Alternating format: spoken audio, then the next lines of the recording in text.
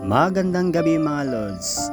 Ako pala si Reed, muling nagbabalik sa inyong mga mata para panoorin ang aking mga naranasan sa araw-araw dito sa trabaho ko, mula sa pagpasok ko sa trabaho hanggang sa pag-uwi ko mga Lods. Kwentuhang barbero na lang tayo ngayon mga Lods. Sa totoo lang mga Lods, naalis ako ng umaga sa bahay namin mga Lods para pumasok sa trabaho. Tapos ganitong oras naman ako uuwi mga Lods. Hating gabi na yan mga Lods, diba? Kaya kung kukwentahin natin kung ilang oras ako sa trabaho ko mga Lods, ay naabot ng 13 to 15 hours mga Lods. Kaya wala na talaga akong oras sa pamilya ko.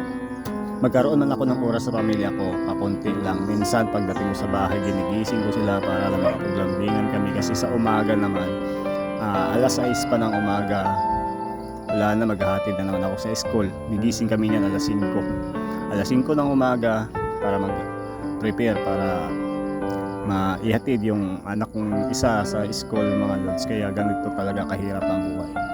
Kaya sa mga nagbaba sa akin dyan, okay lang, wala akong pakialam. Hindi ko papansinin yung mga sinasabi nyo kasi may pangarap ako eh.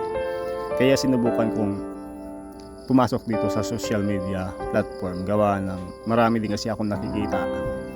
Sabihin na nating na-inspire ako or naiinggit ako sa iba.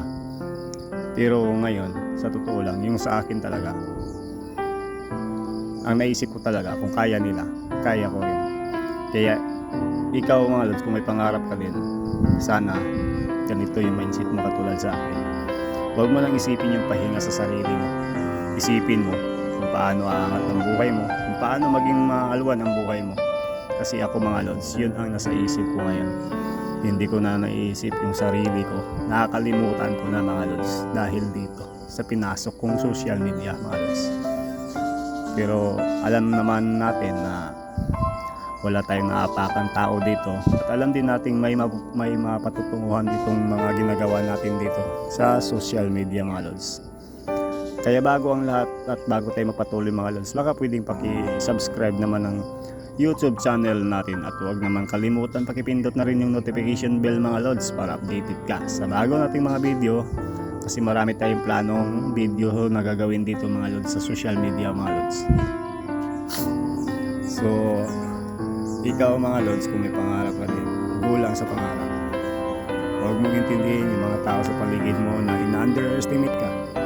Kasi balang araw, lahat ng pinaghirapan mo, lahat ng pinagpuyatan mo, lahat ng pinagpaguran mo, mapupunta din sa iyo at sa mga at sa pamilya mo mga Lods, di ba? Kaya tuloy-tuloy lang. Hindi naman natin hawak yung buhay natin at bilog naman ang mundo. Balang araw, magugulat na lang sila.